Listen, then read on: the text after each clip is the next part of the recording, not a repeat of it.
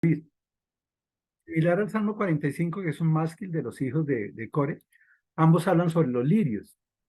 Ahora, yo me imagino que ustedes conocen los lirios. Yo hace muchos años compraba para la Casa Rosas y últimamente compro lirios porque los lirios es algo muy, muy agradable. Los lirios tienen muchos colores, tienen un aroma increíble, se hablan y siento un descanso. Me da la impresión de que David, cuando escribe este salmo, ese texto que dice sobre lirios, fue que lo escribió sobre lirios, pero el salmo habla de un grito de angustia y él lo escribe seguramente recostado en un valle de lirios, eh, con ese aroma espectacular y viendo esas flores tan hermosas, ¿verdad?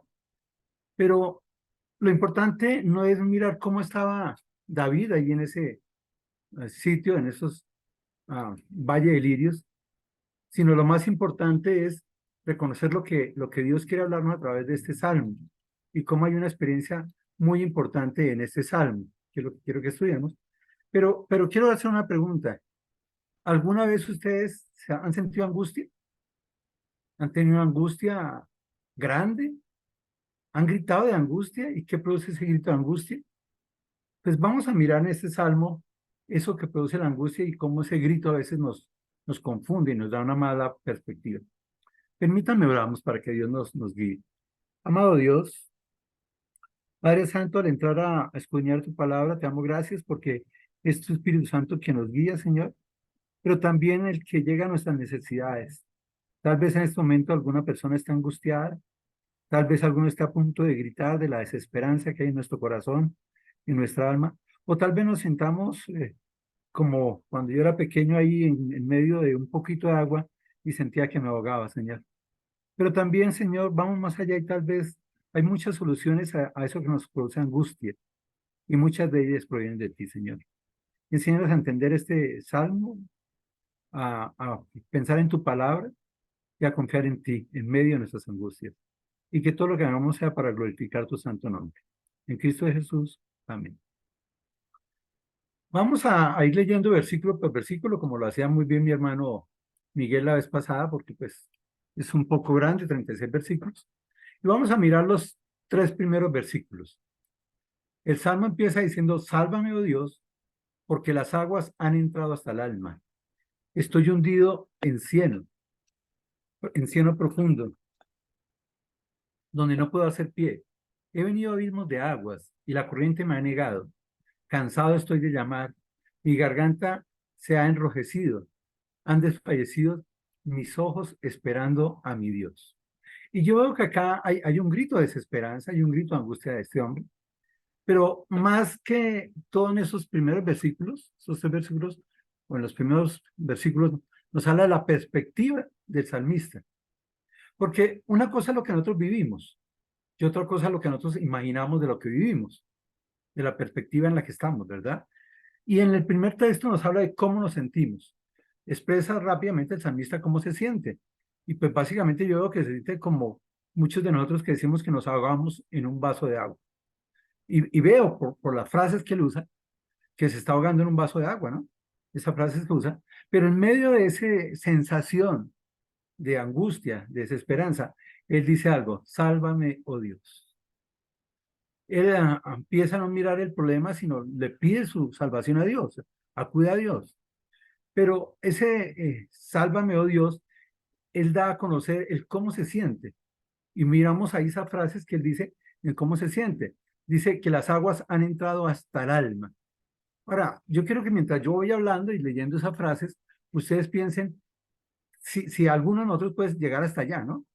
Porque el salmista básicamente lo que está diciendo es que está en una situación tan grande, que las aguas le habían llegado hasta el alma, algunas versiones hasta el cuello, pero básicamente lo que quiere decir es que se estaba ahogando en el agua que él sentía. Dice, estoy hundido en cieno, o sea, en arenas movedizas, profundas, donde no puedo hacer pie, no toco fondo. Cuando yo me caía en Florida, yo sentía que no tocaba fondo, pues es que yo estaba horizontal y si yo hubiera parado, pues seguramente hubiera tocado fondo. El salmista está dando esa misma frase, está diciendo que está hundido en cieno, en arenas movedizas, donde no puede hacer pie, donde no toca fondo. Y luego dice, he venido a abismos de aguas. Yo no sé si alguno de nosotros puede imaginarse unos abismos de agua Pero peor todavía, ¿cómo imaginar estar nosotros en un abismo de agua? Yo me imagino, por ejemplo, estar en las cataratas de Iguazú o allí en Paraguay, en esas hermosas cataratas que hay, y que toda esa agua le caiga a uno. Y pienso que esa es la sensación, esa era la perspectiva del salmista. Así se sentía. Dice que la corriente me ha negado, es decir, que las aguas me cubren totalmente. Es decir, en pocas palabras, lo que el salmista está diciendo, que se sentía que todas sus circunstancias lo estaban consumiendo, lo estaban ahogando. Y él empezó a pedir ayuda, pero nadie le respondía. Yo me demoré tal vez 5 segundos gritando para que llegara mi tía y mi prima, y yo pensaba que eran eternidades, porque cuando uno está en angustia, ese tiempo es eterno, ¿verdad? Y yo creo que eso le pasa al salmista. Él dice, cansado estoy de llamar, pero siendo nadie me escucha, yo llamo, yo grito, nadie me escucha. Y me da la impresión a mí que cuando nosotros estamos en dificultades, cuando pasamos por pruebas, como que todo lo hacemos crecer. Y yo no sé qué tan literal sea lo que está diciendo el salmista. Yo pienso en mis experiencias y en la experiencia que he visto en muchos casos. Estos días acabamos de tener una experiencia maravillosa en el sentido que Dios ha obrado en la vida de la familia con los sobrinos que tuvieron un accidente. Y uno a veces como que esas cosas crecen, como que son más grandes. Y lo peor es que ve que nadie le ayuda. Él decía, cansado estoy de llamar, nadie me escucha. Y peor, gritaba tanto que se había enronquecido. Es decir, de tanto gritar, sus cuerdas vocales se inflamaron. Y se inflamaron tanto que ya ahí sí que menos le escuchaban. Y por último dice, han desfallecido mis ojos esperando a mi Dios. Ese desfallecido quiere decir que esos ojos se habían bajado, sus párpados se habían caído, y porque estaba llorando. Y ese llorar le había hinchado los ojos. Cuando yo veo estas frases que están acá, yo veo que era la perspectiva del salmista. No es algo literal, es como él se sentía. Y yo no sé si alguno, vuelvo y digo, está pasando por angustia. Y a veces en medio de las angustias, en medio de las pruebas, en medio del dolor, en medio del sufrimiento, magnificamos todo. Y pensamos que solo nosotros pasamos por eso y que nadie nos ayuda y que nadie nos escucha. Así está el salmista. Me hace pensar en el Salmo 6. Yo enseño el Salmo 6, lo hablo como el principio de las enfermedades psicosomáticas. Y en el versículo 6 el salmista dice, me he consumido a fuerza de gemir. Todas las noches inundo de llanto mi lecho. Riego mi cama con mis lágrimas. Mis ojos están gastados de sufrir. Se han envejecido a causa de todos mis angustiadores. Y cuando uno estudia las enfermedades psicosomáticas, pues esto es real. Esta es la evolución de las enfermedades psicosomáticas. Uno primero se queja, luego empieza a llorar, luego empieza a no comer y a entristecerse, y por último su cuerpo se envejece. Pero me parece que las dos estructuras, la del Salmo 69 y la del Salmo 6, están como haciendo un énfasis mayor a la realidad. Y es porque en las pruebas, en el dolor, en el sufrimiento, en la época de angustia, nosotros a veces exageramos las cosas y no las creemos, y eso es lo que nos demotiva. Esos gritos de angustia que tenemos es simplemente comprobar de que nadie está con nosotros, que nos sentimos solos, como el mismo Salmo 6, pero agravamos las cosas, parece que el tiempo no pasara, ¿verdad? Sin embargo, él no solo habla de su perspectiva en sus sentimientos, en sus situaciones, sino como ve la situación. Dice el versículo 4, se han aumentado más que los cabellos de mi cabeza, los que me aborrecen sin causa. Se han hecho poderosos mis enemigos, los que me destruyen sin tener por qué. Y se pregunta, ¿ye de pagar lo que no robé? Y mira a Dios y le dice, Dios, tú conoces mi insensatez y mis pecados no te son ocultos. Yo pienso que él sigue exagerando en medio de todo eso, ¿no? Pues al no ser que él fuera calvo, que tuviera muy poco cabello, porque es que se han aumentado más que los cabellos de mi cabeza. Estuve mirando yo por internet en estos días cuántos cabellos puede tener uno. Y pues son muchos cabellos como para que uno tenga tantos enemigos. Me da la impresión más bien de que así como exageró sus sentimientos, el cómo se sentía, también exagera la situación. Y en esa situación hace tres cosas. Uno, magnifica a sus enemigos. Otro, empodera a sus enemigos. Y por último, imagina consecuencias. Por eso dice, se han aumentado más que los cabellos de mi cabeza los que me aborrecen. Es decir, magnificó. No era cierto que fuera mucho más que los cabellos, pero en su situación, en su perspectiva, él los veía como muchos, muchos, muchos que se acumulaban y que venían y que hablaban contra él. Y él les dio el poder, dice, se han hecho poderosos mis enemigos. No eran poderosos, se habían hecho. Y sabes que a veces nosotros le damos más poder a las situaciones que lo que son. Conozco algunas personas que se agripan y dicen, ay, esta gripa me va a matar, esta gripa me va a matar. ¿Y qué tiene, hombre? ¿Tiene fiebre? No, no, no, pero esta gripa es que tengo tos y tengo moquitos. Pero ya pensamos que esa enfermedad nos va a acabar. Y pues, yo entiendo, después de la pandemia, ahorita cualquier malestar, cualquier gripa, ya pensamos que es el caos. Pero todo es así. Muchas veces nosotros, los seres humanos, en vez de mirar soluciones, nos centramos en los problemas y le damos más grandeza a sus problemas, empoderamos sus problemas y es más, llegamos a imaginarnos consecuencias. El salmista está diciendo, yo he de pagar lo que no robé. Está diciendo, yo soy inocente, ¿por qué voy a pagar? ¿Verdad? Básicamente el salmista está exagerando un poquito todo esto. Pero en medio de todo habla con Dios y le dice, Dios, tú conoces mi insensatez y mis pecados no te son ocultos. Es decir, él reconoce que en medio de todo lo que está pasando en su vida, él es insensato, él es necio, ¿verdad? Y es pecador, porque los pecados no son ocultos. Pero lo más lindo de todo es que en medio de que él no conoce bien la situación que está viviendo, Dios sí lo conoce a él. Dios sí lo conoce a él. En la angustia, magnificamos, empoderamos, imaginamos las situaciones con explicaciones. Generalmente los problemas los vemos con lupa y los agrandamos y los agrandamos y los agrandamos y las soluciones no las vemos. Vemos los problemas más grandes de lo que son, cuando deberíamos de enfocarnos en el poder de Dios y en las soluciones. Se me pasó algo que quería esperar al punto siguiente, pero la pregunta que debemos de hacernos cuando estamos angustiados es ¿cuál es la realidad y cuál es la perspectiva? ¿Qué es lo que en verdad está sucediendo en mi vida? ¿Y qué es lo que yo imagino que está sucediendo? Si es cierto que va a pasar esto, si es cierto que tengo esto, o simplemente es algo que está rondeando mi cabeza y mi corazón que me lleva a esto. Ahora, él dice que al final dice, si debo, en la pregunta que se hace, dice, ¿y he de pagar lo que no robe? En medio de esa realidad, esa perspectiva, él dice que él debe pagar por inocente. Cuando nosotros miramos el conjunto de los salmos, el hermano Andrés nos hablaba alguna vez sobre los salmos que son mesiánicos. Y obviamente hay muchos salmos mesiánicos, entre ellos el 22, pero este Salmo 69 es un salmo mesiánico, que cuando uno empieza a escudriñar, parece que es Jesús quien es el que está en medio de toda esta mare magnum de angustia que siente el salmista David, que es Jesús también que está hablando ahí. Luego, David sería el prototipo del Cristo, de Cristo, ¿verdad? Ahora, esa angustia de perspectiva no solo tiene que ver con los sentimientos, no tiene que ver solo con la situación, sino tiene que ver con que expresa los temores. Versículo 6 y versículo 9 al 9 habla de esos temores. Dice, no sean avergonzados por causa mía los que en ti confían. Oh Señor Jehová de los ejércitos, no sean confundidos por mí los que te buscan, oh Dios de Israel. Porque por amor de ti he sufrido afrenta, confusión ha cubierto mi rostro, extraño he sido para mis hermanos y desconocido para los hijos de mi madre. Porque me consumió el celo de tu casa y los denuestos de los que te vituperan cayeron sobre mí. Yo veo que hay tres temores que están allí, francos, que se ven allí. Un temor tiene que ver con el testimonio de él que se está alterando.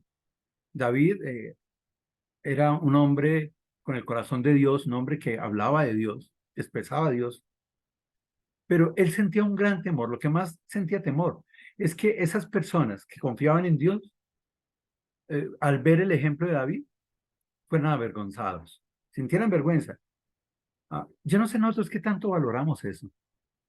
¿Qué tanto valoramos que las personas que nos ven, que saben que somos cristianos, miran nuestro testimonio y puedan avergonzarse de ellos por confiar en Dios? A ver, lo digo otra palabra. Si yo tengo una prueba, una dificultad, y salgo a hablar con mis amigos, les digo, ay, no, mire lo que estoy pasando, ahora yo qué hago, yo por dónde cojo, es que me provoca hacer esto y hacer eso. Y ellos me dijeran, venga, Jorgito, ¿y usted no es cristiano? ¿Usted no cree en Dios? ¿Por qué está así? Pues el salmista en medio de esa perspectiva que tenía del problema y de la angustia que tenía, lo que más sentía temor es que esas personas que confiaban en Dios fueran avergonzados. Lo segundo, dice que esas personas que estaban buscando a Dios fueran confundidos. Y obviamente será una confusión grande porque ¿cómo es posible que alguien que depende de Dios, que confía en Dios, sienta tanta angustia y esa angustia produzca tantos males en él, cuando debería estar confiando en Dios, ¿verdad? Ahora, el salmista cuando ve a Dios, habla de Dios de dos maneras. Dice, oh Señor Jehová de los ejércitos, y luego dice, oh Dios de Israel.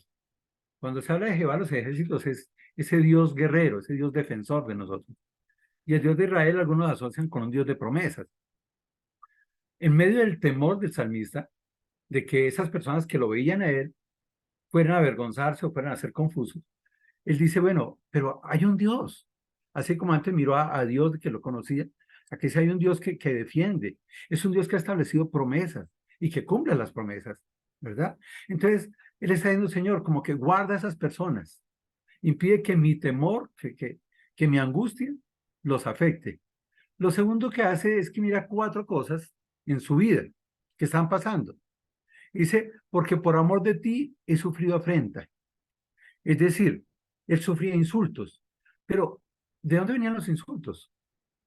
De las personas que lo rodeaban. ¿Y por qué eran los insultos? Porque él estaba haciendo las cosas de acuerdo a la voluntad de Dios.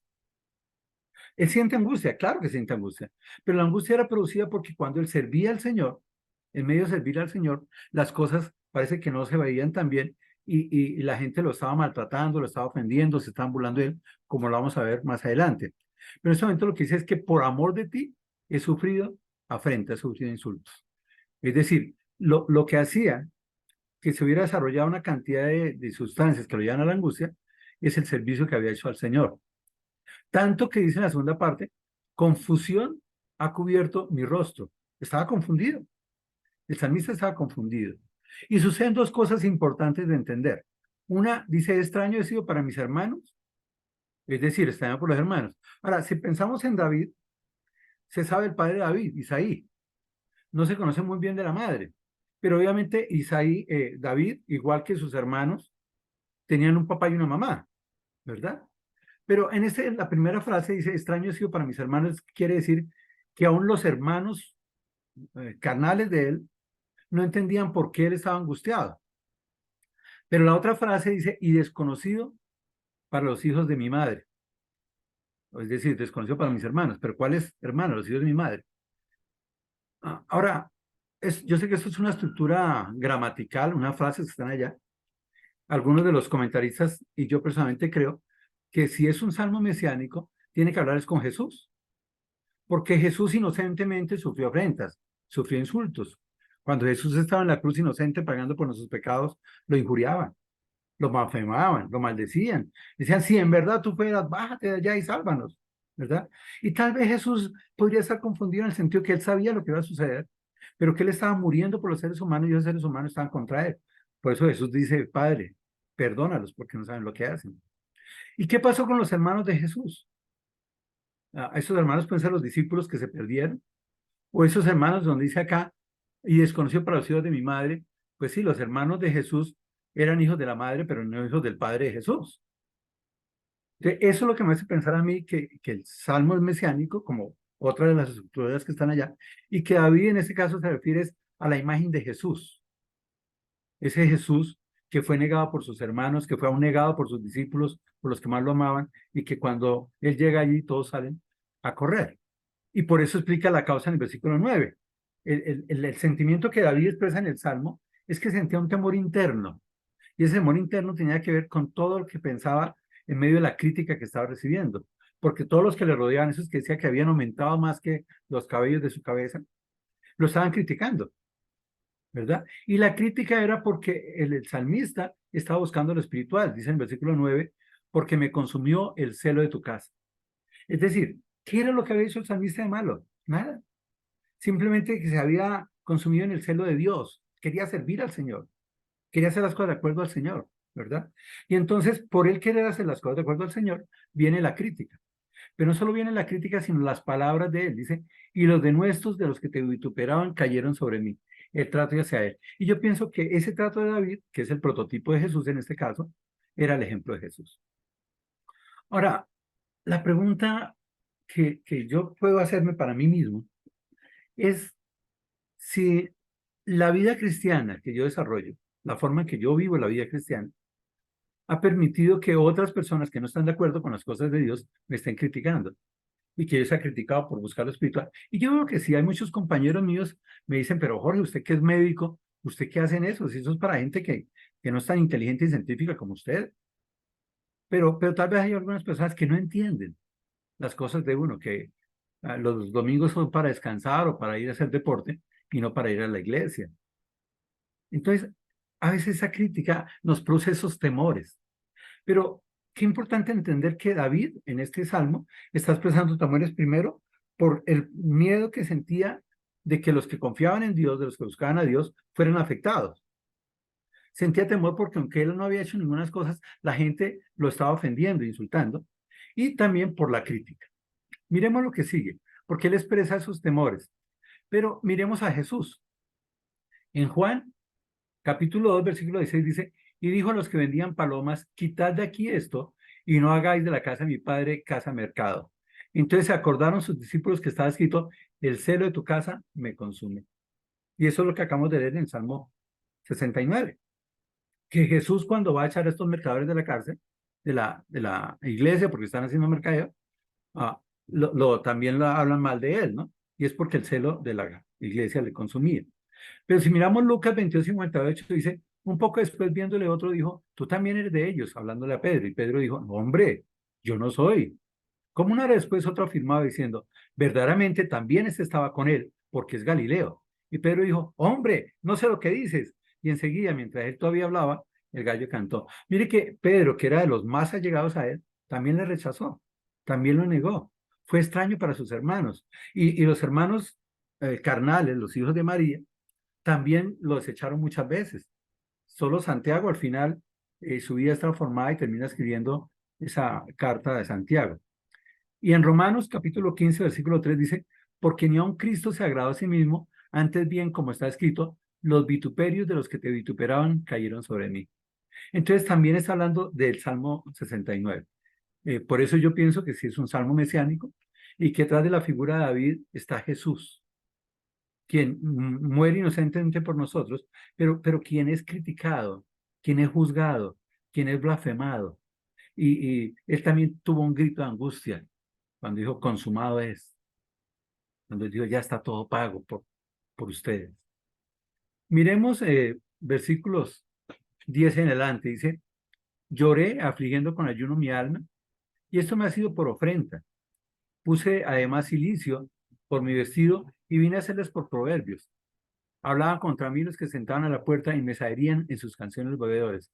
Acuérdense que hay mucho que David sentía temor de la crítica, pero esa crítica acá se torna en burla y nos pasa a ver cómo esa angustia produjo unas acciones. Aquí vemos unas acciones y esas acciones fueron ineficaces. Aquí David empieza a hacer cosas y lo primero que hace es llorar. Entonces vemos a veces cuando la gente está angustiada, hace muchos años uno decía como médico, coja una bolsita de esas amarillitas del pan y sople. Y uno soplaba para que el oxígeno se volviera a combinar ya con el dióxido de carbono, se tomara más dióxido de carbono y bajara esa producción de oxígeno.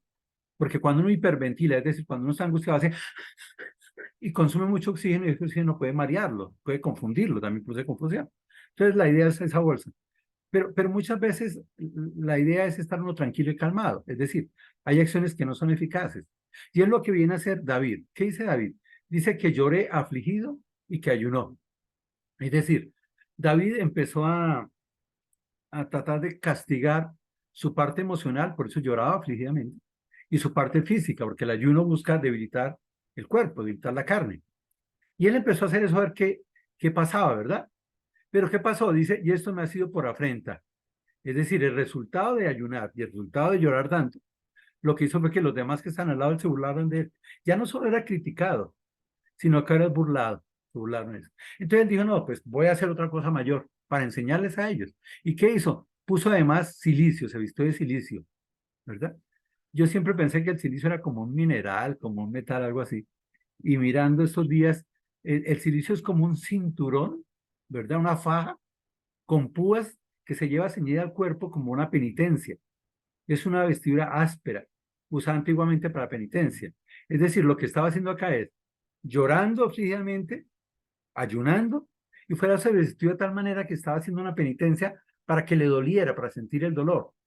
Él dice, si esta angustia tiene que ver con el pecado, si esta angustia tiene que ver con algo, pues yo voy a cambiar mi parte emocional, cambiar mi parte física, debilitarla, y fuera de eso, yo sentir el dolor, a causa de lo que he hecho. Pero, ¿cuál fue el resultado de eso? Ah, bueno, él dijo, quiero que sea como proverbio. Recuerden que la palabra proverbio tiene que ver algo que deja enseñanza. Como esa sensación que él tenía no fue buen testimonio para los que lo rodeaban, antes ellos estaban confundidos y avergonzados, pues él empezó a hacer otra acción, que fue ineficaz. Y es que lloró, ayunó, se vistió con cilicio para que diera enseñanza. Pero ¿cuál fue el resultado? El resultado es que unos que estaban sentados se empezaron a hablar contra él y se sentaban a la puerta de todos. Mire, allá viene David, dice que es de Dios, dice que sirve a Dios, pero mírelo cómo está angustiado, pero mire cómo está afectado. Mire, se está ahogando en un vaso de agua. Y habían otros, como sucede en cualquier país o en cualquier pueblito, básicamente, que lo que hacían era tomar licor y sacar canciones. Bueno, en Colombia eso es tan habitual que se sacan canciones por todo lo que sucede, pero esas canciones los aherían, se burlaban de él. Es decir, él tiene una acción, pero esa acción es totalmente ineficaz. Ni el lloro, ni el ayuno, ni el sacrificio a sí mismo había servido, porque eso lo único que había hecho es que hablaran más de él, siguiera la crítica y se burlaran de él. Queridos hermanos, cuando estamos en problemas y en pruebas, tenemos que buscar acciones que sean eficaces, no ineficaces. A veces lo que hacemos es ampliar más el problema y como decía al principio, nos sentimos como en arenas movedizas y nos hundimos y por eso nos ahogamos en un vaso de agua. Entonces vamos a tener que pasar a otra parte donde hay algunas acciones que sean mejores. Recordemos que los que estaban sentados se burlaban de él, los borrachitos cantaban canciones burlándose también de él, pero hay una acción eficaz. El versículo 13 dice, pero yo a ti oraba, oh Jehová, al tiempo de tu buena voluntad, oh Dios, por la abundancia de tu misericordia, por la verdad de tu salvación, escúchame. Y yo veo aquí en la tercera parte del Salmo que hay un cambio dramático. Antes estaba angustiado, su perspectiva era de temor, de miedo, de todo lo que estaba sucediendo, pero él tomó una decisión acá. Pero el contraste con toda esa burla es que él se va a Dios. Él no mira el problema, él no mira los que se han multiplicado, él no mira todo lo que se ha magnificado su problema, sino él empieza a acudir a Dios y va a Dios porque confiaba en él. Por eso dice, pero yo a ti oraba. Y expresa el tiempo de Dios. Dice Jehová, al tiempo de tu buena voluntad. Él decía, no va a ser en mi tiempo, va a ser en el tiempo de Dios. Queridos hermanos, ¿cuánto nos cuesta a nosotros esperar al tiempo de Dios? Esperar al tiempo de Dios. Pero, ¿saben que Dios tiene su tiempo especial para todo?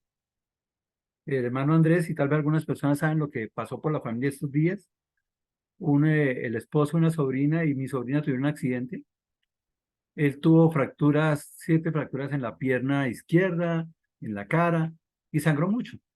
Cuando llegó al hospital, a González Valencia, para que lo operaran, había perdido toda su sangre. Duró 6 minutos muerto. Y el anestesiólogo, por gracia de Dios, dijo, pero tiene 30 años, vamos a hacer algo con ese joven. Le puso 2 unidades de sangre y cuando le puso las unidades de sangre sintió pulso. Dijo, parece que hay paciente, hagamos lo que podamos. Hasta el viernes nos enteramos que a él le trataron de hacer algo en la pierna, pero dijeron, esa pierna la va a perder. Entonces no perdamos tanto material, solo hagamos algo sencillo. Y lo que pensaban los médicos es que había que amputar la pierna. Y dijeron, vamos a darle 3 días. Mucha gente en muchas partes del mundo estaban orando por Saulo y colaborando de muchas maneras. Pero era el tiempo de Dios. El tiempo de Dios es que 6 minutos duró muerto, pero en esos 6 minutos el anestesiólogo deseó hacer algo por él. 3 días que le daban para ver si le amputaban la pierna, si no mejoraba, y al tercer día la pierna dramáticamente empezó a mejorar. Lo dijeron, vamos a quitarle esto a ver qué pasa con su parte neurológica, porque puede suceder. Y cuando le empezaron a bajar la anestesia, él se despertó y dijo, ay, ¿a qué día estamos hoy? ¿Qué me pasó? Ah, ya me acuerdo. Y hoy le pasaban a operar una parte de su cuerpo. Hermanos, el tiempo de Dios es perfecto. Tú y yo somos afanados y nos angustiamos porque queremos las cosas ya. Pero creo que detrás de ese salmo lo importante es que el salmista aprende a hacer acciones eficaces. Y la primera es orar a Dios. Es entender que el tiempo de Dios es perfecto. Es entender que Dios es misericordia. Por eso el salmista dice, oh Dios, por la abundancia. de tu misericordia. Y me gusta esa palabra, abundancia. O sea, la misericordia de Dios no es una cosita así pequeñita que de vez en cuando la usa. No, la misericordia de Dios es grande, maravillosa. Y esa palabra misericordia es que el corazón de Dios se mueve ante nuestra miseria. Creo que está bien usada porque el salmista se sentía miserable por su vida, por lo que estaba rodeándole. Así como tú y yo muchas veces nos sentimos que no hay por dónde coger, que no hay por dónde salir. Y el salmista dice, en ti confío, confío en tu tiempo, confío en tu misericordia, pero también en la salvación, en la solución. Eso es tuyo. Muchas cosas no están en nuestras manos, se escapan de nuestras manos, pero nunca se escapan de las manos de Dios. Y entonces termina diciéndole, ¿sabes qué, Señor? Escúchame. Confiaba en que lo escucharía. Y sabía que al escucharlo, pues Dios iba a actuar.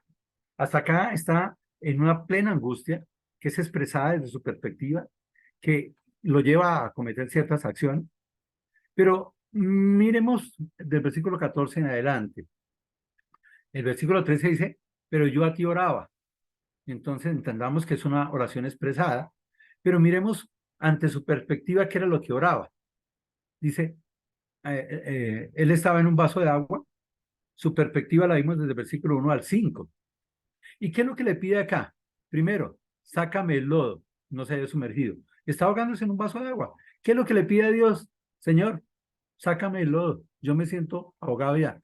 Segundo, esos que habían levantado contra mí se han aumentado más que los cabellos de mi cabeza, esos que me aborrecen sin causa. Entonces, por favor, Señor, sea yo libertado de los que me aborrecen. Y se sentía ahogado, se sentía que el agua llegaba hasta lo más profundo, donde no podía tocar el pie, habían venido abismos de agua, su corriente lo había anegado. Dice, Señor, líbrame de lo profundo de las aguas. No me nieguen la corriente de las aguas, ni me trague el abismo, ni el pozo se cierre sobre mi boca. ¿Qué es lo que ora el salmista? Pues expresa sus sentimientos, expresa su perspectiva. Ay, hermanos, es que yo me acuerdo que muchas veces he escuchado que dicen, pero es que yo no sé orar, ore usted por mí, no hermanos, orar. No entendemos que la oración es simplemente en medio de nuestras situaciones, en medio de sentir que nos ahogamos en un vaso de agua, es levantar nuestros ojos al cielo, saber que hay un Dios que está ahí, que es grande, que es maravilloso y que nos escucha. ¿Y saben qué es lo más lindo? Que la oración es un diálogo con alguien que todo lo sabe. Dios lo sabe todo. ¿Yo qué tengo que decirle a Dios? Nada, ¿cómo me siento? Porque Él lo sabe todo. O sea, la oración es un diálogo en la cual yo le cuento a Dios lo que Él ya sabe, porque Él sabe, antes de que la palabra salga de mi boca, ya la conoce. Pero yo se la digo, no solo para que Él la sepa, sino para yo entender qué es lo que le estoy pidiendo a Dios. Ese Dios misericordia, ese Dios que tiene su tiempo, ese Dios que me escucha, ese Dios en el cual hay salvación. Y eso es la oración. No importa cuál es la perspectiva que tengamos de nuestras situaciones, de nuestra angustia, podemos orar al Señor y expresarle lo que hay en nuestro corazón. Dios lo va a entender, Dios lo va a comprender. Pero recuerden que la oración es un diálogo, donde no solo yo le llevo a Dios todo lo que yo me siento, sino que yo debo escuchar a Dios lo que yo debo hacer, lo que yo debo cambiar, ¿verdad? Entonces, él usa esa oración también ante la grandeza de Dios, versículo 16. Le dice, respóndeme Jehová, porque benigna es tu misericordia. Mírame conforme a la multitud de tus piedades. No escondas de tu siervo tu rostro, porque estoy angustiado. Apresúrate, óyeme, acércate a mí, redímela, líbrame a causa de mis enemigos. Claro que él estaba angustiado, claro que él estaba afanado, pero en medio de eso no empieza a hacer acciones ineficaces, sino una eficaz que es orar al Señor. Y lo que le dice el Señor, respóndeme. Recuerden que antes había dicho que él gritaba y nadie lo oía, que él pedía ayuda y nadie iba donde él. Y acá tan solo le dice a Dios, Señor, respóndeme. ¿Y por qué más responder? ¿Por qué acude a Dios? Porque tiene un concepto de Dios. Primero, que su misericordia es buena. Segundo, que Dios actúa conforme a la multitud de sus piedades. Y tercero, que Dios quiere una relación con nosotros. Por eso le dice, no escondas de tu siervo tu rostro. Esa es la importancia del cristianismo. No es una religión nueva, no es una religión antigua, no es una religión, es un método de relacionarnos con Dios. Y el único camino para llegar a Dios es Jesús. No hay otro camino. ¿Sabes que el mundo busca otros caminos para llegar a Dios, como las obras, como los sacrificios, así como la faja que se colocó tal vez David? Algunos buscan el dinero, las ofrendas, y el sacrificio, y los santos, y las vírgenes, y el rosario. Pero eso no llega a Dios. Dios es un Dios de amor, de misericordia, que estableció un camino para llegar a Él. Jesús dijo, yo soy el camino, la verdad y la vida. Nadie llega al Padre si no es por mí. Y por eso murió en la cruz, porque al morir pagó por nuestros pecados. Nadie más ha pagado por nuestros pecados. Luego nadie más nos puede llevar a Dios. Y el salmista entiende eso. Entiende que Dios es misericordia, que Dios es piadoso y que Dios quiere relacionarse con nosotros. Pero también mira su vida el salmista y expresa el concepto de sí mismo. ¿Cómo era su sensación? Estaba angustiado, su afán. Le dice, Señor, la angustia me combate tanto que ya me siento ahogado, siento que las aguas ya me llenan, me estoy ahogando. Por favor, apresúrate, óyeme. Y su deseo, fortalecer su relación. Por eso dice, acércate a mi alma, acércate a mi alma. No es que Dios se haya alejado, es que a veces en nuestras vidas nos alejamos de Dios. Cuando Jesús dijo, Padre, Padre, ¿por qué me has desamparado? Yo entiendo que Jesús no cometió un pecado, dice que el que no conoció pecado se hizo pecado por nosotros, para que nosotros fuéramos hecho justicia de Dios en él. Pero Jesús murió como pecador, porque todos nuestros pecados cayeron sobre él, ¿verdad? Pero el salmista acá en este momento se está separando de Dios porque ya había dicho, Señor, yo soy un pecador, tú me conoces. Pero qué lindo cuando podemos establecer esa relación con Dios por medio de la redención que Jesús nos da. Por eso luego le dice, redímela. Yo quiero ser redimido, yo quiero que tú pagues por mí, porque es que la paga del pecado es muerte, pero la idea de Dios es vida eterna en Cristo Jesús. Y el salmista está expresando ese sentimiento, ese concepto que tiene Dios que es misericordioso, que es cuidadoso, que quiere una relación. Pero también mira que él está angustiado, que está afanado y que lo que necesita es que Jesús venga a él, aunque tenga muchos enemigos, aunque lo critiquen, aunque se burlen. Él tenía el celo de Dios y por eso se sentía así. Pero dice, Señor, tal vez es nuestra relación la que está fallando y lo busca él, ¿verdad? Y por último le dice, líbrame a causa de mis enemigos. Líbrame a causa de mis enemigos. Miremos versículo 19 y 20, al 21. Dice, tú sabes mi afrenta. Él sigue expresando esa oración, pero él entiende que Dios lo conoce. Por eso le dice, tú sabes mi afrenta, mi confusión y mi oprobio. Delante de mí están todos mis adversarios. El escarnio quebrantó a mi corazón y estoy acongojado. Esperé quien se compadeciese de mí y no lo hubo. Y consoladores y ninguno hallé. Me pusieron además hiel por comida y mi sed me dieron a ver vinagre. ¿Sabes que el salmista entiende que Dios nos conoce? Y conocía cómo se sentía él. Él dice, me siento afrentado, me siento humillado, me ofenden, me siento confuso, porque es que yo te sirvo y recibo crítica y me atacan a mí. Y mi vergüenza, esa palabra oprobio es vergüenza, ante lo que ven los demás. Es decir, los demás veían que él servía al Señor, que él buscaba de Dios, que tenía relación con Dios, pero lo criticaban. Entonces, dice, Dios, no solo me conoces a mí, como estoy, como me siento, como me rodean, sino que tú conoces mi situación. Porque es que en la situación, Él sabe quién me ataca. Dice, delante de mí, de ti están todos mis adversarios. Todos los adversarios, Dios los conocía, ¿verdad? Pero no solo conocía a los adversarios, sino a quien se burlaban, ¿verdad? El escarnio quebranta mi corazón y estoy acongojado. Hermanos, yo entiendo que en ese sistema en el que vivimos, hay mucha gente que se burla de nosotros, pero eso no es desconocido para Dios. Dios lo conoce y Dios tiene la capacidad de defendernos. O sea, no tenemos que pensar en la crítica del mundo. Pensemos en el concepto que Dios tiene en nosotros, que es lo más importante. Y Dios conoce nuestros sufrimientos. Dice, y estoy acongojado, estoy sufriendo. Nuestro sufrimiento no es extraño para Dios. Hay gente que no entiende el sufrimiento. Y dice, no, pero tampoco, usted llora solo por eso. Ah, pero usted, no, pero, no, qué cosa. Aun como cristianos, alguien llega sufriendo y le decimos, hermanito, ore, ore, eso es que usted está en pecado. No, los seres humanos sufrimos, pero ese sufrimiento es llevarnos más a pegarnos en nuestra relación con Jesús para que nuestra vida sea transformada. Y él dice, nadie me acompaña. Estoy buscando consoladores y ninguno hallé. Y a veces nos sentimos así en medio de las pruebas, de las dificultades. Yo quisiera muchas veces que alguien me diera un abrazo, que alguien me dijera, ánimo, Jorge. Y yo sé que tú también lo quieres, pero a veces es tanta la angustia de nosotros que nos sentimos solos y que buscamos la ayuda de alguien y se cierran las puertas. Pero en medio de todo eso, ahí está Dios, ahí está Dios. Había una dificultad para conseguir ayuda, dice, me pusieron además hiel por comida y en mi sed me dieron a beber vinagre. Se burlaron de él. Pero en Mateo 27:34 dice, hablando de Jesús, que le dieron a beber vinagre mezclado con hiel, pero después de haberlo probado, no quiso beberlo. Por eso es que en este salmo lo que vemos es la imagen de Jesús, quien también fue humillado, quien también fue avergonzado. ¿Sabes? Jesús murió en la parte alta de un monte, en una cruz. Era visto por todos. Es más, las palabras que escribieron encima las escribieron en 3 idiomas para que todo el mundo sabía lo que estaba ahí. Y en el monte para que todo el mundo lo viera. Hoy, tantos siglos después, la gente sigue sabiendo que Jesús fue muerto en una cruz. Y el ser colgado en una cruz era maldición. Jesús también fue humillado, fue blasfemado, también sufrió. Y pregunto, ¿quién lo ayudó?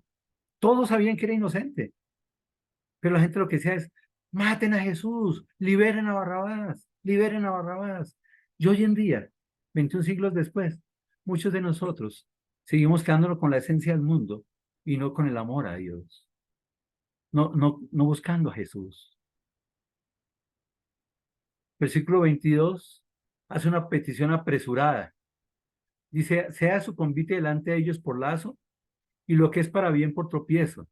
Sean oscurecidos sus ojos que no vean y haz temblar continuamente sus lomos. Derrama sobre ellos tu ira y el furor de tu enojo los alcance. Sea su palacio asolado y en sus tiendas no haya morador.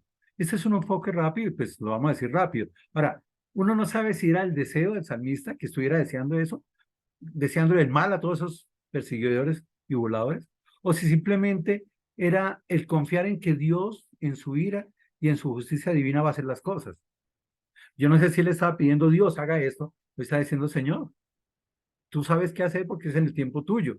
Y como en el tiempo tuyo, más adelante vamos a hablar de ese tiempo tuyo. ¿Y qué le dice? Dios, cambie esa alegría, ese convite, esa fiesta, por esclavitud, por lazo de ellos. Cambie eso que es para bien sus beneficios y esa risa, esa alegría, por algo que los haga caer. Dice, sean oscurecidos sus ojos para que no vean, es decir, que sus mentes sean nubladas, que no entiendan ni siquiera lo que está sucediendo, y hazles temblar continuamente sus lomos, que sientan temor continuo, continuamente.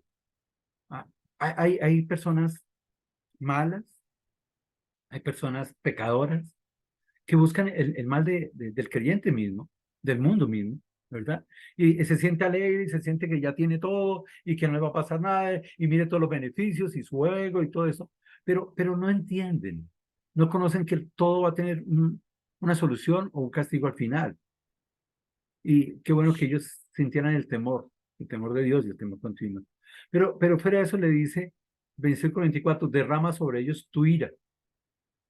Pero me llama la atención que dice, y el furor de tu enojo los alcance. Es decirle, Dios, dale lo que merecen. Y por último le dice que la soledad sea en tu territorio total, tanto en sus palacios que sean asolados, como en las carpas o en las tiendas no haya ningún morador. Es decir, que se queden solos, que se queden solos. Y yo creo que no hay nada peor que uno tener tantas y tantas cosas y tanta alegría y tantas fiestas y estar solo. Mire que el texto ahí empieza en el versículo 22, se hace convite delante de ellos por lazo. Es decir, son personas que como tienen tanto dinero, como tienen tanto, pueden hacer que todo sea de alegría y eso. Pero esa alegría va a cambiar porque sus mentes son nubladas, porque van a sentir temor, porque la justicia de Dios va a ser sobre ellos y aún van a quedar solos. Me hace pensar en un partido de fútbol de estos días que vi, donde alguien hizo un gol y todo el mundo gritaba y gritaba y gritaba, pero después, así como le pasa a esta gente que se siente contenta y alegre porque sus vidas son de prosperidad, de éxitos, porque no hablan de Dios ni conocen a Dios, pero sí están bien. Y el salmista dice que hay una petición y una justicia divina. Pues en ese partido, esos que habían hecho el primer gol recibieron 2 goles y después quedaron solos y llorando.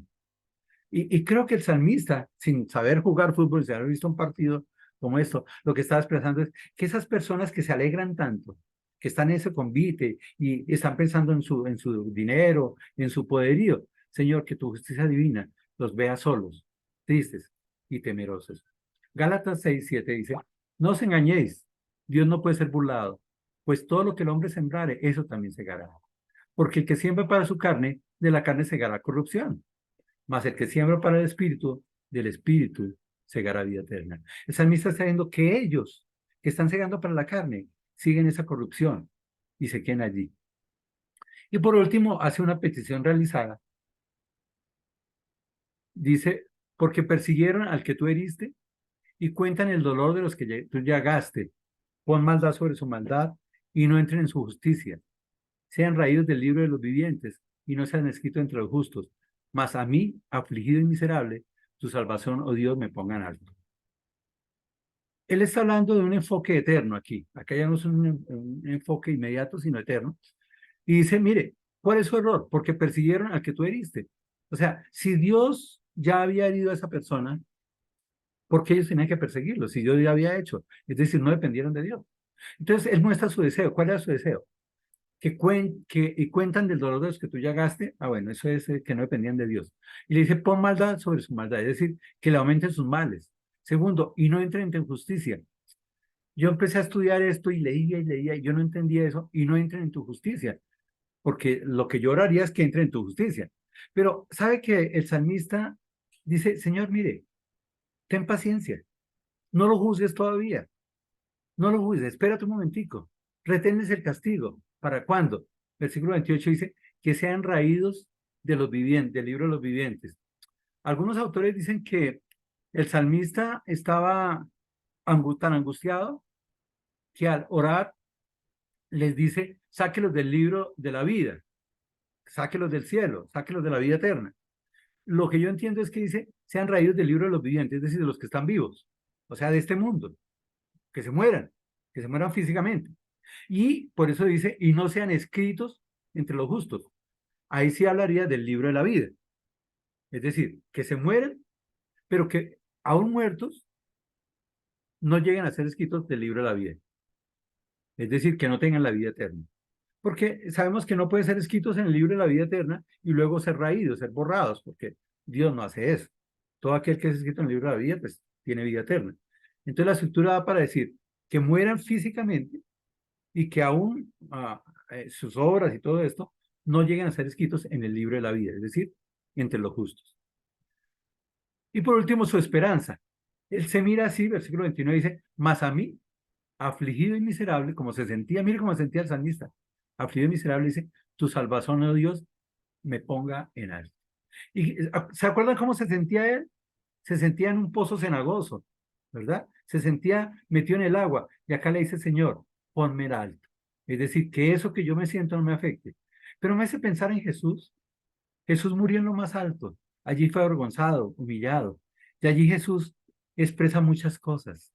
Pero Dios le levanta de allí. Y en Filipenses 2:9 dice, por lo cual Dios también le exaltó hasta lo sumo y le dio un nombre que es sobre todo nombre, para que en el nombre de Jesús se doble toda rodilla de los que están en los cielos y en la tierra y debajo de la tierra, y toda lengua confiese que Jesucristo es el Señor, para gloria de Dios Padre.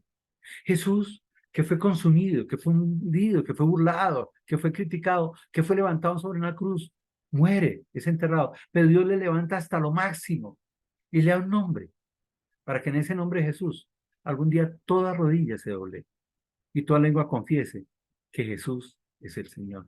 Hasta allí lo levantó. Y es lo que está expresando el salmista ahí en el versículo 29. Y por último, vamos a ver un resultado esperado. Dice, alabaré yo el nombre de Dios con cántico, lo exaltaré con alabanza, y agradará a Jehová más que sacrificio de buey o de cerro que tiene cuerno y pezuñas. Lo verán los oprimidos y se gozarán. Buscad a Dios y dirá vuestro corazón, porque Jehová oye a los menesterosos y no menosprecia a sus prisioneros. Y yo veo que hay tres contextos claves. Primero, que hay una verdadera solución en medio de la aflicción, en medio de la angustia. Si hay soluciones, él ora al Señor, él le pide al Señor, pero todo termina alabándole con el corazón. Si él empieza el salmo angustiado, afligido, se sentía hundido, se sentía ahogado, aquí terminan alabanza. Dice, yo alabaré el nombre de Dios con cántico. Es decir, él cambia el grito de angustia por una alabanza eficaz, por un cántico nuevo en su corazón, ¿verdad? Y dice, le exaltaré con alabanza. El que se sentía atribulado, bajo, metido en el agua, hundiéndose, va a exaltar a Dios con alabanza. ¿Y qué va a suceder? Pues que a Dios le va a agradar. Entonces, los beneficios para él es que él va a cambiar toda esa angustia por alabanza. Y Dios se va a agradar, mucho más que los sacrificios de un buey o de un becerro, ¿verdad? Pero él estaba preocupado porque los que buscaban a Dios se avergonzarían o serían confusos. Pues acá dice, Señor, yo voy a alabarte porque si yo te alabo, lo verán los oprimidos y se gozarán. Y está diciendo, tal vez haya personas como yo, que no sean creyentes, que no confíen tanto en ti, pero que al ver que mi angustia cambia en alabanza, entonces ellos te van a oír y se van a gozar, van a experimentar una relación contigo. Y luego dice, el resultado, busca a Dios y vivirá vuestro corazón. Hermanos, yo veo que al final de este salmo, ya vamos a terminar, nos dice la solución. La solución no es exalten el problema, no es magnifiquen los enemigos, no es que le dé poder a las necesidades, a las pruebas, a las situaciones, sino que en medio de nuestros problemas, en medio de la crítica, en medio de la burla, en medio de que necesitamos, busquemos a Dios. Y si buscamos a Dios, confiemos en Dios plenamente, llevándole todos nuestros sentimientos, pero también escuchando su amor, escuchando su misericordia. ¿Y sabes qué va a pasar? Que ese corazón afligido y triste va a tener vida. ¿Saben por qué? Porque Jehová oye a los menesterosos y no menosprecia a sus prisioneros. Ese es nuestro Dios. Ese es el grande Dios. Escucha al necesitado y no menosprecia al que está esclavizado en medio de sus angustias y de su dolor. Y por último dice, alábanle los cielos y la tierra, los mares y todo lo que se mueve en ellos, porque Dios salvará a Sión y reedificará las ciudades de Judá, y habitarán allí y la poseerán. La descendencia de su siervo la heredará, y los que aman su nombre habitarán en ella. Acuerden que la alabanza es reconocer el actuar de Dios. O sea, lo que yo veo acá es que él, en vez de mirar el problema, los enemigos y todo esto se están burlando, él dice, Dios va a orar. Y como Dios va a orar, yo lo voy a alabar. Entonces, primero reta la alabanza. ¿A quién reta? A todos, a los cielos, a la tierra, a los mares, todo lo que se mueve en ellos. O sea, todo lo que vive debe alabar a Dios. Todo ser humano debe alabar a Dios. Pero no solo hay un reto de alabanza, sino que hay una alabanza con fe. Recuerden que fe está puesta en el futuro, no en el presente. El presente, cuando él empieza a recordar la experiencia como escribió el Salmo, él estaba angustiado, atribulado, pero luego llega y pasa esa situación, entiende que lo mejor es alabar a Dios y después de alabar a Dios escribe ese Salmo en lirios. Pero ahí en medio de esos lirios entiende una cosa, pero es que mi vida no ha acabado, mi proceso todavía no ha terminado, estoy pasando prueba y tal vez vaya a pasar mucho más angustias, pero algún día habitaremos en esa tierra prometida. Las últimas versículos del texto, los últimos verbos del texto, hablan en futuro, en futuro. Dice, porque Dios salvará, reedificará, habitarán, poseerán y amarán, los que aman a su nombre, habitarán en ella. La fe es tener la esperanza y la confianza en el futuro. No importa que en este momento sentamos que nos ahogamos como en un vaso de agua. En medio de nuestras angustias, la solución siempre será enfocarnos en el actuar de Dios y tener fe en sus promesas. En vez de gritar desesperados, podemos alabar esperanzados. Ese salmo empieza en un vaso de agua, pero termina en el cielo mismo, porque los cielos, los mares, todo pueden alabar a Dios. Este salmo empieza en la angustia de un hombre, pero llega a proclamar a una Israel, diciendo, confiemos en la esperanza de Dios. Este salmo empieza en un hombre que se está ahogando, que no encuentra nada, que está triste, atribulado, criticado y burlado, pero termina en la paz de un valle de lirios, con ese aroma que puede llegar a nuestro cerebro y inundarnos a nosotros, y darnos esa tranquilidad que podemos experimentar en Dios, en la presencia de Dios, sin pensar en el problema. Queridos hermanos, en medio de nuestras angustias podemos o ahogarnos en un vaso de agua o descansar confiadamente en la presencia del Señor, alabándole. Amado Dios, Padre Santo, te damos infinitas gracias por tu amor, por tu misericordia, tu bondad. Gracias, Señor, porque a través de ese salmo podemos confrontarnos con la vida de Jesús mismo. quien fue burlado, atribulado, vituperado, y lo hizo por nuestros pecados, Señor. Y tal vez no tenemos la magnitud de entender que Él inocentemente murió, sin ser pecado, se hizo pecado por nosotros, para que nosotros fuéramos hecho justicia de Dios en Él. Y a veces en algunas de las pruebas, de las críticas, de las burlas de otros, por depender de ti, por buscarte a ti, nos sentimos mal. Enséñanos a reconocer todo el sufrimiento que tuvo Jesús y a entender que lo más importante es poderte alabar y poder tener fe en lo que tú harás. En Cristo Jesús. Amén.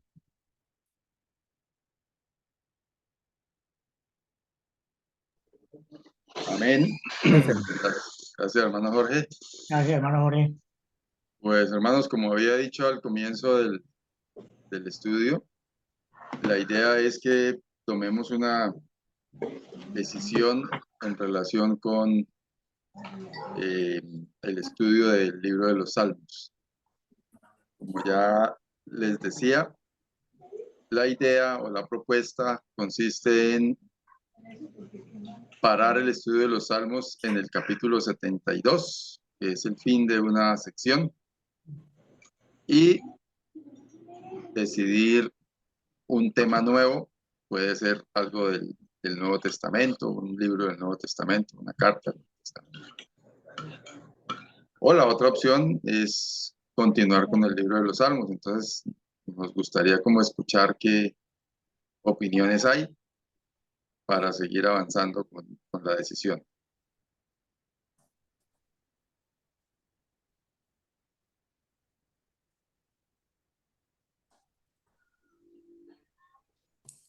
Buenas noches, hermanos.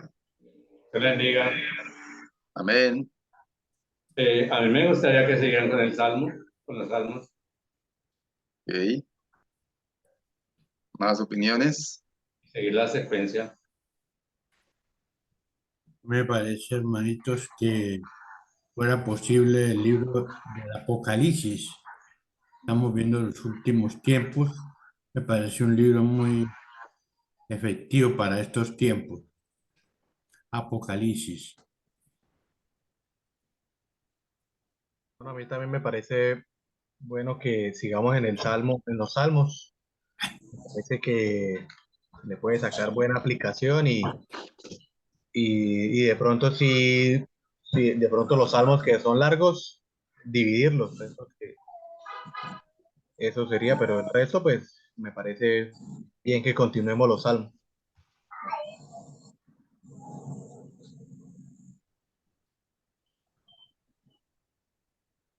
Hermanos, me parece que esto puede ser decisión de los maestros. ¿Cómo se sienten? ¿Están cansaditos o quieren seguir? Me parece que es una decisión de ellos y ellos también pueden recomendar qué hacer, cuál es su propuesta también. Pues la mía me parece bien que, y estoy de acuerdo con el hermano Jairo, que sigamos con Apocalipsis, si no es que se toma otra decisión.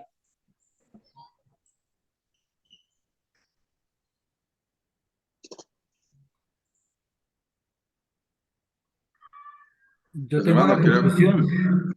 ¿Apocalipsis no lo estudiamos ya? estudiamos la primera parte y la parte final fue las cartas Sí, las 7 cartas. a las 7 iglesias y después nos pasamos al final del Apocalipsis, algo así, no recuerdo bien, pero tengo en la mente más o menos esa idea. Y así fue. Pues, hermanos, en cuanto a lo que dice el hermano Juan, no se trata como de que quienes estemos tomando parte hayamos dicho que no más para que otros sigan, porque de todas maneras casi que los mismos, sea aquí en Salmos o sea en otros, somos los que estamos tomando parte. Es más porque cuando se habló inicialmente en las reuniones que hacíamos los miércoles de hermanos, cuando se habló inicialmente de tomar el libro de los Salmos, viendo lo extenso del libro, pues decíamos que de pronto hacerlo por partes. Entonces, esa es como la idea. Particularmente estoy de acuerdo con las dos opiniones que se han expresado en favor de continuar, porque pues, si bien a pesar pudiéramos sentirnos como diciendo cosas parecidas, porque son cánticos con alguna inspiración similar o algo así, pero me parece que está bien y hasta ahora siento, pues en lo particular, que ha sido provechoso. Pero pues también yo creo que al contrario de lo que piensa el hermano Juan, de pronto pensaría yo más en la audiencia, en los hermanos de pronto digan, ay, pero todos los salmos, ¿por qué no estudiamos otra cosa distinta? Es más eso. Entonces, lo que queremos es, en virtud de algo que se había conversado en algún momento hace tiempo, pues plantearlo y tomar una decisión.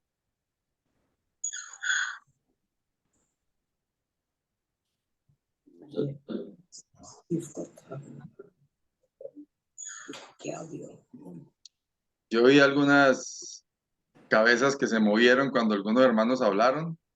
Bien pueda, hermanos y hermanas pueden participar porque estamos discutiendo una decisión en la que todos podemos dar una opinión y al final, pues con base en las opiniones, tomar una decisión. Yo personalmente creo que debemos pasar a otro tema. Muchos de los salmos son mucha repetición de los mismos temas y hay posibilidad que hermanos se aburren de esto, pero yo creo que es bueno que hagamos como un poquito de variedad en la enseñanza. Por ejemplo, hay salmos más adelante que se puede tomar varias al mismo tiempo porque son más o menos igualitos las palabras que dicen. Entonces yo prefiero que buscamos otro tema para algo de variedad en el menú que estamos ofreciendo a las personas que están escuchando.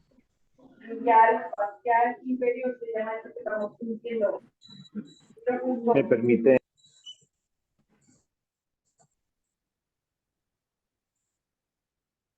Creo que apagué por ahí un micrófono porque había... El mío. Ah, ok, hermano. No, solamente dar una sugerencia.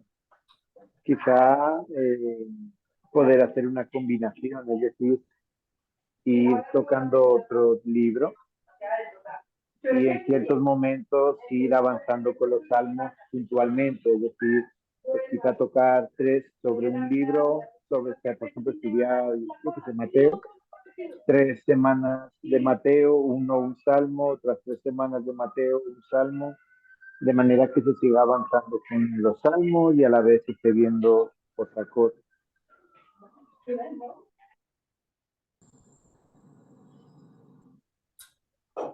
No sé si todos entendieron bien porque tenía ahí como algo de interferencia del hermano Íñigo. Lo que él propone es que si tomamos otro tema, ir tomando ese tema e ir combinándolo con un salmo. Es decir, por ejemplo, 3 capítulos de Mateo y volver a un salmo y otros 3 capítulos de Mateo y volver a un salmo y hacer esa combinación.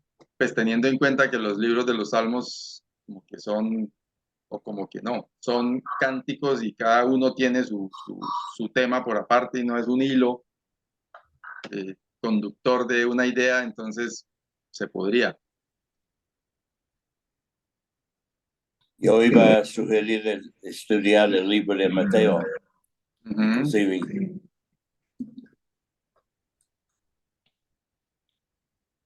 Íñigo, allá aprobó que sí, que... Yo también. Bueno, podría ser y de pronto entre los hermanos pudiéramos conversar sobre esa otra idea e ir intercalando los salmos como para no dejarlo ahí quieto totalmente, no sé, una vez al mes un salmo o algo así. Y así tendríamos mayor variedad, puede ser, ¿no? Es una propuesta. Entonces, ¿qué opinan de continuar después del Salmo 72? No es a partir del próximo martes. Es el último, el Salmo 72 corresponde al 19 de septiembre. O sea, a partir de ahí en adelante arrancaríamos con Mateo. ¿Qué opinan? Yo pienso, Amén. hermanos, que podría ser la idea de intercalar. Yo pienso que si seguimos con Mateo, es decir, es muy posible que sigamos con los 4 evangelios. Y en los 4 evangelios hay referencias a los salmos, que es lo que el Señor expresaba a veces. Y además de eso, pues también los apóstoles pudieron dar referencia de esto, pero especialmente cuando el Señor hace referencia de los salmos, entonces volver al salmo que haga referencia a lo que está comentando el Señor.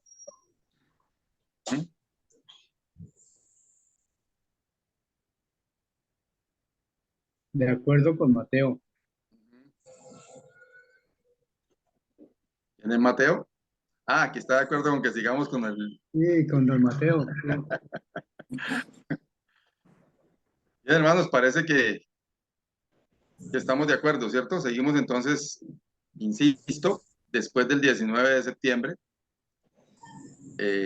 Eso sería entonces el 26 de septiembre arrancaríamos con Mateo capítulo 1. Sí, está bien. Me parece bien. Un glosario de nombres muy interesante ahí para estudiar. Bien, hermanos, esa era la idea. Entonces, la decisión queda así. Paramos en el libro de los Salmos, en el capítulo 72. Iniciamos, Dios mediante, con Mateo. Entonces, de memoria, los nombres de los que están en el primer capítulo Sí, de Mateo, al eso 26 de septiembre. Memorizarse los nombres de la genealogía de Mateo 1. Bien, hermanos, eso era todo. Entonces, que el Señor les bendiga. Buena noche. Las damas invitadas mañana a 7 de la noche.